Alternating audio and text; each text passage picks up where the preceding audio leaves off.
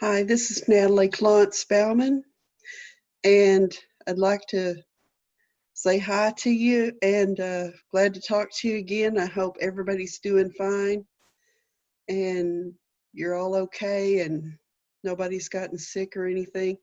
And I'm glad to talk to you again. And I want to talk to you today about one of my books, one of my favorite books, as a matter of fact, Quantrill's Raiders in North Texas. And it's my updated version. And I'd like to read one of my favorite stories, or at least an excerpt of one of my favorite stories about Frank James. And the James gang was one of the most misunderstood people in history, in my opinion, especially these days when people are bad mouthing people of the Confederate persuasion as they were. And here's just one of the stories about Frank James, who would get very angry when people misunderstood his brother, which they often did. And he would really be upset these days, I'm sure. And on the occasion of Frank James' death, this article was written about him in the Wichita Daily Times in Wichita Falls, Texas, on February 21st, 1915. And many of the people there held the James family in very high regard. And Frank and Jesse James' sister Susan married a former Quantrill man there, and he had moved there and became a sheriff and a farmer and lived there till the end of his life. And they were very highly regarded. And Frank and Jesse would often go there to visit their sister. And Frank and Jesse were highly regarded. And when they found out that Frank James died, they were very sorry, and they reminisced about his life in this way. And they recalled incidents of his visits to the town. And some of the ones who remembered were people of high standing in the community, like Squire W.J. Howard, former Sheriff R.L. Randolph, Wally White of the Wheatland Hotel, R.E. Huff, people like that. If people who were sheriffs liked Mr. James, then surely he was an upstanding man. And of course, his sister once again married a man who became sheriff, Sheriff McMurtry. So here was one of the stories. This is what Squire Howard had to say.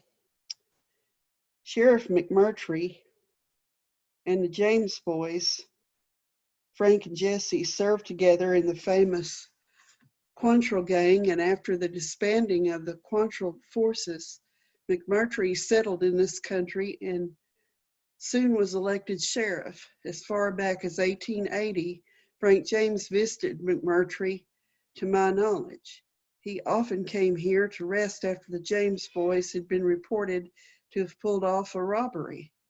I considered Frank James a brave man and a gentleman, and I would have taken his word or his paper for any amount at any time. He was honest and honorable. I have often thought that there are many people who have never been charged with any crime who are infinitely worse than Frank James ever was. Squire Howard said he was in the livery business when Frank James traveled for a Dallas show house and Wichita Falls with the terminus of the Fort Worth and the Denver Railroad. And on one occasion, said the squire, I drove Frank all over West Texas where he sold shoes. And he sold shoes for Sanger Harris in Dallas, if you didn't know. On that trip, I only saw him angry at one time.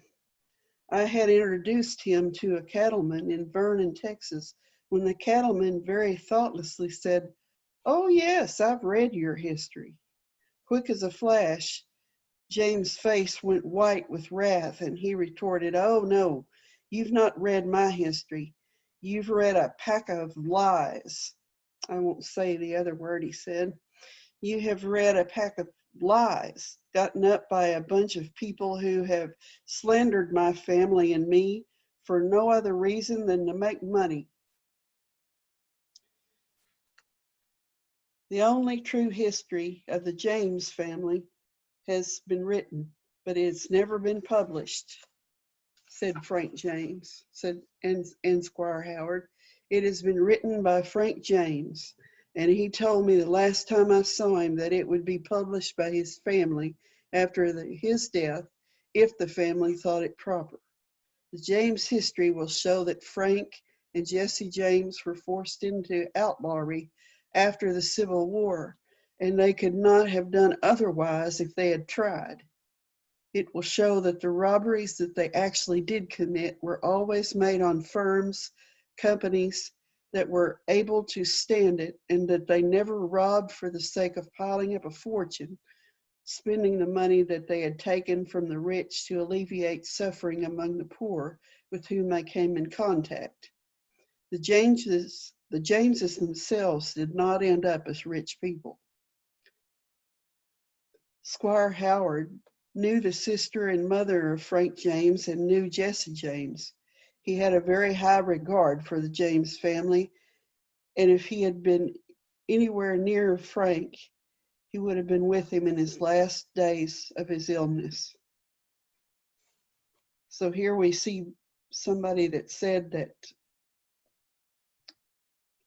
Frank James, the summary of his history would have been that they were forced into becoming outlaws because they were deemed as outlaws because they weren't pardoned at the end of the war.